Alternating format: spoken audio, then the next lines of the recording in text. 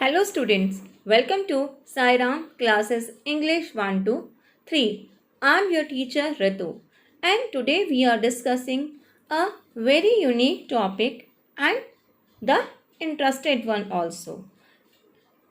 First of all, I just want to know from your side that what do you see in this picture or on which thing this picture is related to. So we can see that this picture is giving an indication to be quiet. So our today's poem is based on this picture and the name of the poem is Keeping Quiet, written by Pablo Neruda, and this poem belongs to the class 12th. That this poem is written by Pablo Neruda. So what is the poet demanding from our side? He is demanding the necessity of quiet introspection from us in this poem. He is telling us that man's action, his rush and hurry have already caused much chaos and trouble in the world. And now it is the time when he should take a pause. He should do self introspection. So, before starting the poem, I will tell you something about the writer of this poem.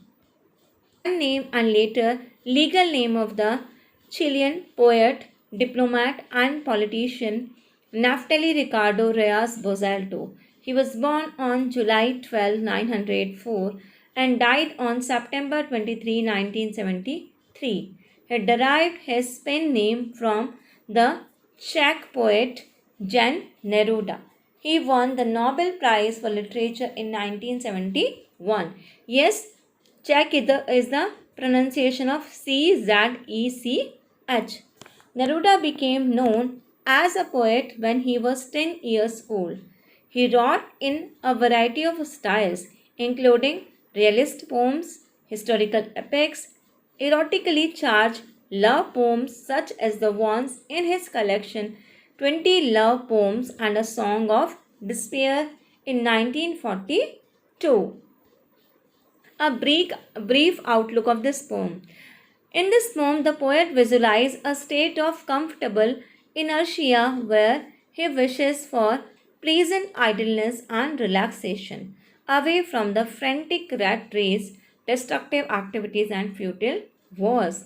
He wishes for a profound silence and stillness that would alleviate the sadness caused by lack of self understanding, the threat of self destruction, and which would build up a sense of togetherness. So, in short, I just want to tell you कि जो poet है वो इसमें एक तरह की कल्पना कर रहा है कि किस तरह की कल्पना कर रहा है कि कंफर्टेबल इनर्शिया मतलब डिसएक्टिविटी की कि ऐसी डिसएक्टिविटी हो जो कि किसी को परेशान ना करे, कोई परेशान ना हो कि मैं खाली क्यों बैठा हूँ. तो it should be a type of relaxation. कैसी होगी? रिलैक्सेशन होगी और इस तरह की आइडलनेस होगी, इस तरह का खालीपन होगा जिसे लोग एंजॉय करेंगे. Now start the poem. Let's begin the poem. Now we will count to 12 and we will all keep still. So here the poet is saying that he is counting to 12 here now. And till then we all have to be keep still ourselves. So वो उसका कहने का मतलब ये है कि जब तक वो काउंटिंग कर रहा है 12 तक की तब तक हमें जो है शांत रहना है. The poet begins with counting 12 and requesting everyone to be still. He chose 12 for several reasons. 12 hints the 12 hours of the day which rules our life. 12 refers to the 12 zodiac signs believed to be the controlling forces of our lives. 12 refers to the 12 months of a year, and if we believe numerology, it's the digit of peace and prosperity.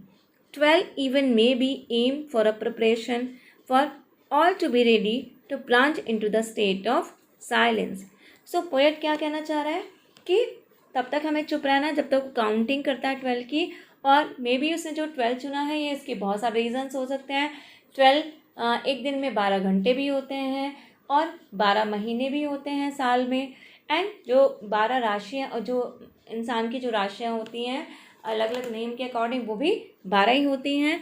और तो according अगर हम believe करें numerology में तो जो 12 है ये पीस और प्रॉस्पेरिटी का नंबर है।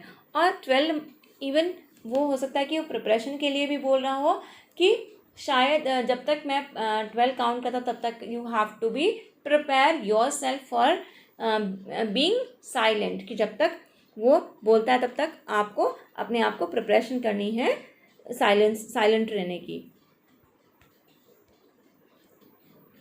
For once on the face of the earth, let's not speak in any language. Let's stop for 1 second and not move our arms so much.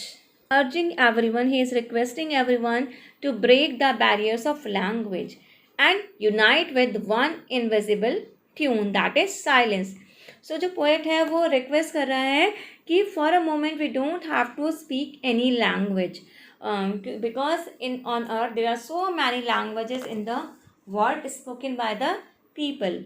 In India also there are more than 24 languages are speaking in our country. So कह रहे हैं कि जितनी भी languages हैं उन सबको 2 minute के लिए आपको कुछ भी नहीं बोलना है और आपको सिर्फ एक जगह यूनिटी दिखानी है। और वो क्या दिखानी है कि all you have to be silent. With the word earth, the poet hints at all the human livings devoid the identity of country, creed and caste. Though language is the identity of a country or race, he affirms that humans are more important in the identity of being a human of earth is broader realization. So उसका कहने का मतलब ये है अर्थ के through कि जितने भी लोग हैं यहाँ पर धरती पर उन्हें कुछ देर के लिए कंट्री, क्रीड, कास्ट इन सब चीज़ों को भूल जाना चाहिए। और हालांकि जो लैंग्वेज है वो एक हमारी पहचान है, कंट्री की पहचान है, हमारे धर्म की पहचान है, हमारी जाति की पहचान है, लेकिन वो ये भी दावा करता है कि जो ह्यूमन है वो ज़्यादा इम्पॉर्टेंट है और जो उसकी आइडेंटिटी है एक ह्यूमन होने की वो एक और सबसे बड़ा जो ब्रॉडर जो वास्तविक रूप है, जो वास्तविक रिलेशन है वो ये है कि इन सब चीज़ों से परे वो एक सबसे पहले वो एक इंसान है। Without rush, without engines, we all would all be together in a sudden strangeness.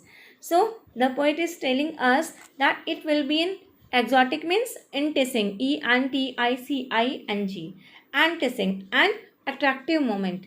Why should be an enticing and attractive moment? Because if we all be quiet, then there will be no rush, no hurry, and there will be no sounds of machines. कोई भी machine का sound नहीं होगा, कोई भी एक बहुत unusual moment होगा वो, कि एक ऐसा मोमेंट जिसमें कि सब लोग चुप रहें। And why he is saying सो?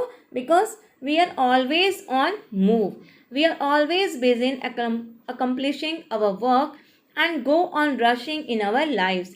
हमेशा इंसान भागता रहता है, एक काम पूरा होता है तो दूसरा शुरू हो जाता है, तो ज़िंदगी में जो पूरी भाग दौड़ चलती रहती है। तो the poet even urge to stop engines, the poet urge us to stop our personal activities and stop engines and unite in one tune, that is silence.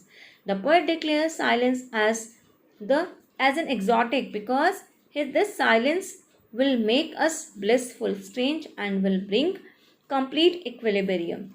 So उसका मतलब ये है कि कुछ देर के लिए वो मना कर रहा है कि हमें जो इंजन को भी स्टॉप, इंजन मतलब कोई भी ऐसी एक्टिविटी जो इंडस्ट्रियल एक्टिविटीज़ हैं कुछ देर के लिए वो भी बंद हो जानी चाहिए, क्योंकि कहीं ना कहीं ये भी कॉन्टीन्यूसली हमारे एनवायरनमेंट को ख़राब कर रही हैं। So and poet is requesting again that we should stop our personal activities also, कि हमें कुछ देर के लिए अपनी पर्सनल एक्टिविटीज़ भी बंद कर देनी है और सिर्फ एक ही जगह यूनाइट होना, एंड दैट इज़ साइलेंस। और वो डिक्लेयर करता है कि साइलेंस है बहुत जो है एग्जॉटिक होगा और ये साइलेंस एक हमें खुशी देने वाला होगा, बहुत अजीब तरह की खुशी देगा और एक तरह से ये एक एकता को प्रेजेंट करेगा हमारी। In the cold sea would not harm whales and the man gathering salt would look at his hot hands. So here we can see that there are two pictures here, and one picture is related to the fisherman's and the other one is related to the salt gatherers.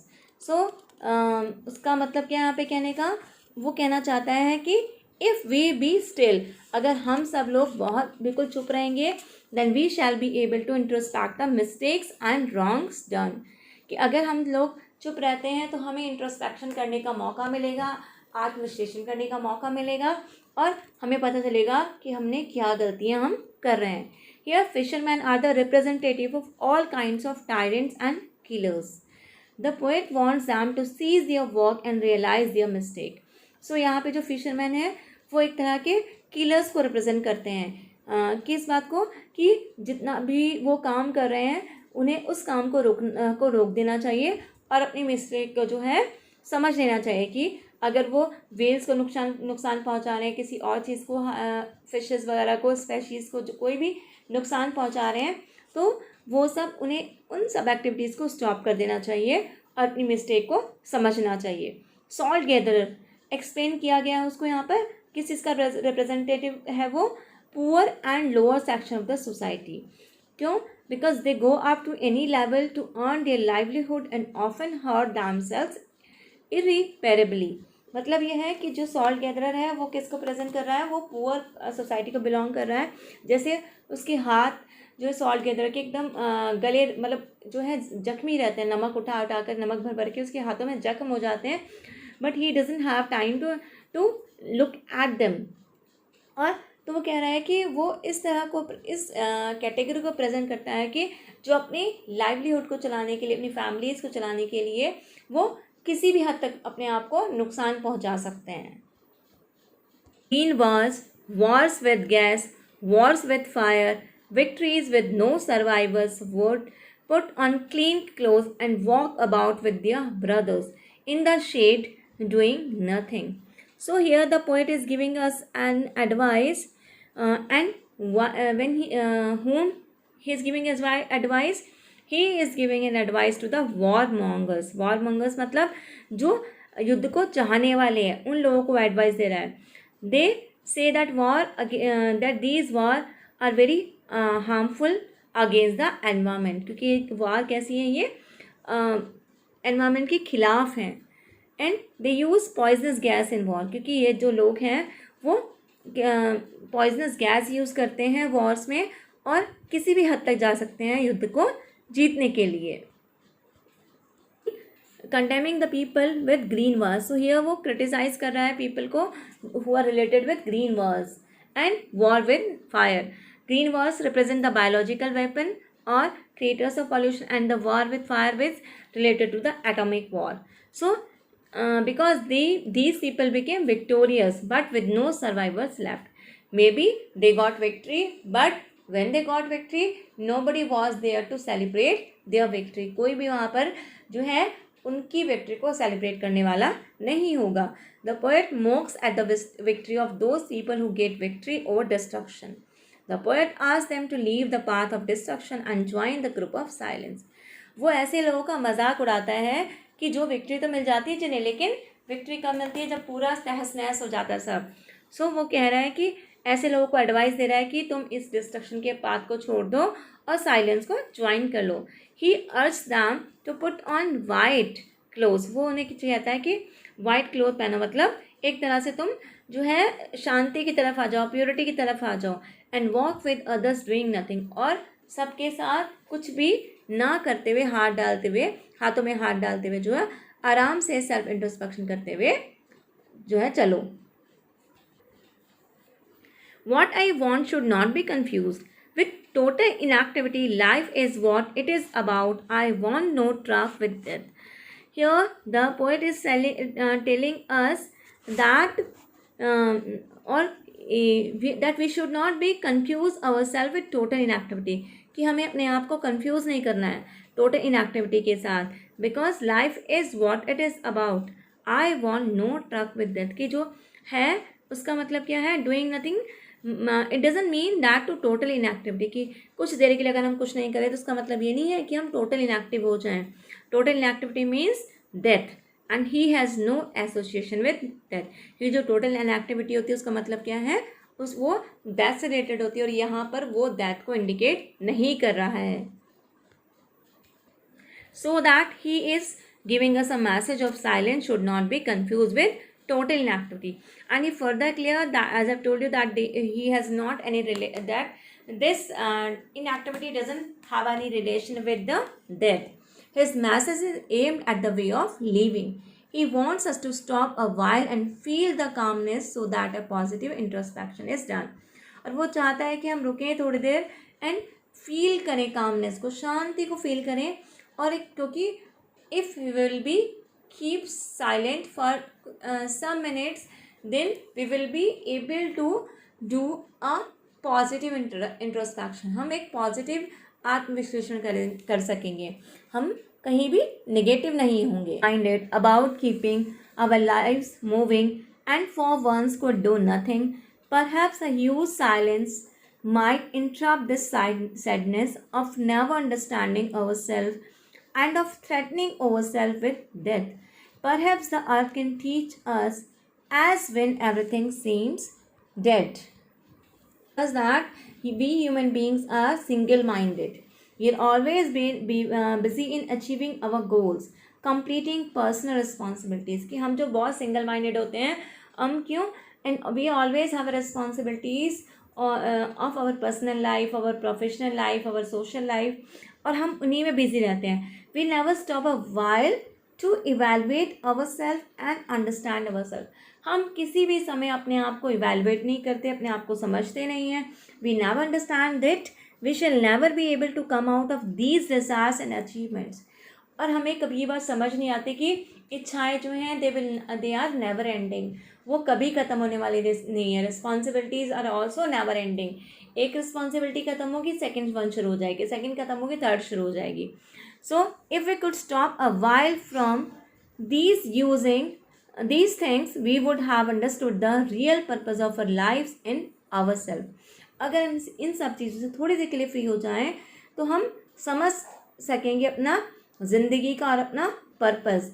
Rather we go on with the fear of death calculation, how much of our dream and wishes will be achieved. और इसके बजाय हम क्या करते हैं, हम अपने आप को डराते रहते हैं कि आज डेथ आ जाएगी, आज डेथ हो जाएगी, तो हम अपने ड्रीम्स को शायद पूरा ना कर पाएँ, अपनी विशेस को शायद पूरा ना कर पाएँ कहीं ना कहीं. And he is also saying that may be Mankind can learn a lesson from the earth, कि शायद हम वो एक लेसन किससे ले सकता है, अर्थ से ले सकता है. When everything appears to be dead only one thing remains alive and it is the earth. कि जब आपको लगता है कि सब चीज़ ख़त्म होने वाली है, सब चीज़ मर चुकी हैं, केवल एक चीज़ जिंदा रहती है, एंड दैट इज़ अर्थ. और वो कौन है?